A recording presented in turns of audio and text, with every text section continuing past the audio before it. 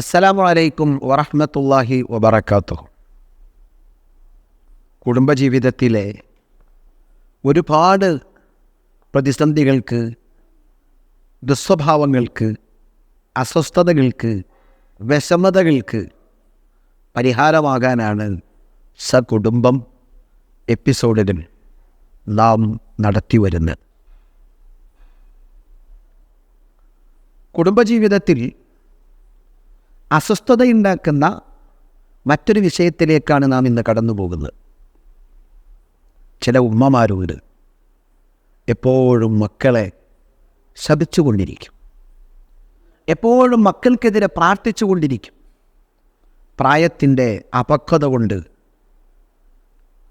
തൻ്റെ ബാല്യത്തിൻ്റെ ചാപല്യം കൊണ്ട്, തൻ്റെ ജീവിതത്തിലെ പരിചയസമ്പത്തിൻ്റെ കുറവുകൊണ്ട് ഒരിക്കലും 40-കാരെ പോലെ ചിന്തിക്കാൻ 20-കാർക്ക് കഴിയില്ലല്ലോ.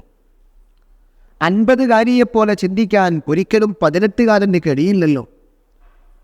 ഈ ഒരു യാഥാർത്ഥ്യം ഉമ്മമാർ മനസ്സിലാക്കാതെ തൻ്റെ ബുദ്ധിയും തൻ്റെ പരിചയസമ്പത്തും തൻ്റെ കാഴ്ചപ്പാടുകളും ഇതൊക്കെ വെച്ച് തൻ്റെ മക്കളും ഇതേ നിലവാരത്തിൽ ചിന്തിക്കണം, ഇതേ നിലവാരത്തിൽ പ്രവർത്തിക്കണം, ഇതേപോലെ ഉൾക്കൊള്ളണം എന്ന് പറഞ്ഞാൽ, സത്യത്തിൽ നമുക്ക് 20 വയസ്സുള്ള കാലത്ത് നമ്മുടെ ഉമ്മ 40-50 വയസ്സുള്ളപ്പോൾ അവരെപ്പോലെ ചിന്തിക്കാൻ നമുക്ക് കഴിഞ്ഞിട്ടുണ്ടോ? അവരെപ്പോലെ പലതും ഉൾക്കൊള്ളാൻ നമുക്ക് കഴിഞ്ഞിട്ടുണ്ടോ? പ്രായത്തിൻ്റെ ചാബല്യത, ബാല്യത്തിൻ്റെ ന്യൂനത, ഇത് മനുഷ്യനെ വേട്ടയാടുന്നത് തന്നെയല്ലേ? ഇതിനർത്ഥം മക്കൾ പലപ്പോഴും വഴിമാറിപ്പോകുന്നുണ്ട്, ധിക്കാരിയായ മക്കൾ ലോകത്തുണ്ട്. ഇതില്ലെന്നോ അത് കണ്ടില്ലെന്നോ വെച്ചുകൊണ്ടല്ല ഞാൻ ഈ എപ്പിസോഡിൽ സംസാരിക്കുന്നത്.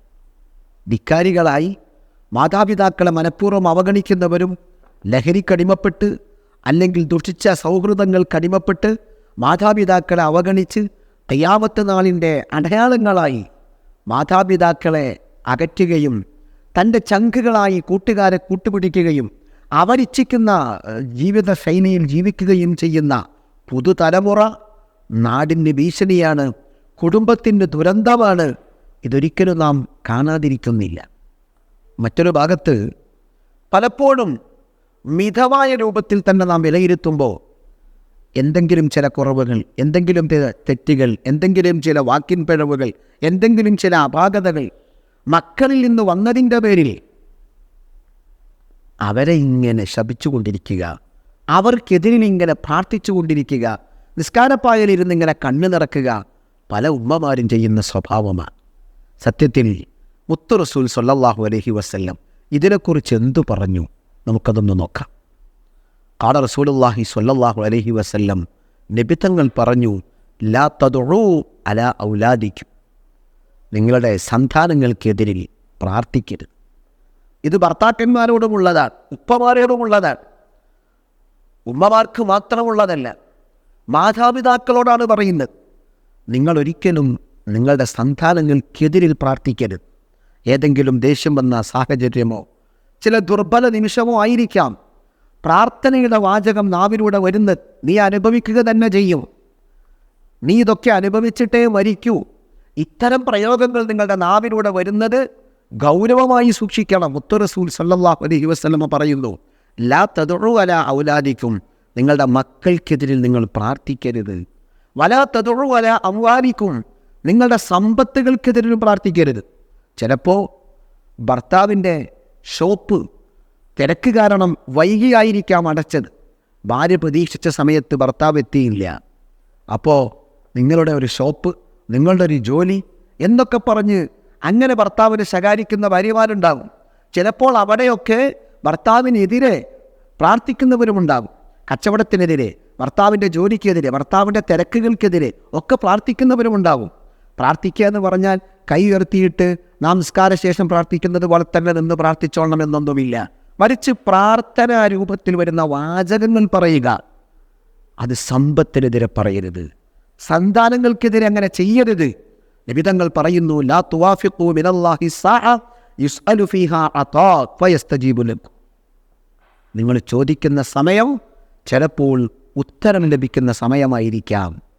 ആ ചോദ്യങ്ങൾക്ക് അങ്ങനെ തന്നെ ഉത്തരം സംഭവിക്കും. എത്രയോ ആളുകളുടെ കച്ചവടം അടച്ചുപൂട്ടിയത് ചിലപ്പോൾ ഇത്തരം പ്രാർത്ഥനകളായിരിക്കും. എത്രയോ ആളുകളുടെ തിരക്കുകൾ നഷ്ടപ്പെട്ട് ഒറ്റപ്പെട്ടിരിക്കേണ്ടി വന്നത് ചിലപ്പോൾ ഇത്തരം പ്രാർത്ഥനകളായിരിക്കും. മക്കൾ കുരുത്തക്കേടുള്ളവരായി, ജീവിതത്തിൽ വഴികേടിലായി, പറയിപ്പിക്കുന്നവരായി, ദുരന്തങ്ങൾ അനുഭവിക്കുന്നവരായി മക്കൾ മാറിയത് ഇത്തരം പ്രാർത്ഥനകളെ കൊണ്ടായിരിക്കാം. അതുകൊണ്ട് ഭാര്യ ഭർത്താവിനെതിരെ പ്രാർത്ഥിക്കുന്നത്, ഉമ്മ മക്കൾക്കെതിരെ പ്രാർത്ഥിക്കുന്നത്, ഉപ്പ മക്കൾക്കെതിരെ പ്രാർത്ഥിക്കുന്നത്, ഭർത്താവ് ഭാര്യയ്ക്കെതിരെ പ്രാർത്ഥിക്കുന്നത് എല്ലാം ഗൗരവതരമാണ് എന്ന് നമ്മൾ മനസ്സിലാക്കി എല്ലാവർക്കും നന്മ വരട്ടെ, എല്ലാവർക്കും ഗുണങ്ങൾ വരട്ടെ, എല്ലാവർക്കും കാരുണ്യം വർഷിക്കട്ടെ, എല്ലാവരും ഐശ്വര്യത്തിലാവട്ടെ, ഇളകിയിരിക്കുന്ന ദേഷ്യങ്ങൾക്ക് ശമനം വരും എന്ന് മനസ്സിലാക്കി പക്വതയോടെ സമീപിക്കാൻ നമുക്കൊക്കെ കഴിയണം. അള്ളാഹു അനുഗ്രഹിക്കട്ടെ. അസ്സലാമു അലൈക്കും വറഹ്മത്തുള്ളാഹി വബറകാതുഹു.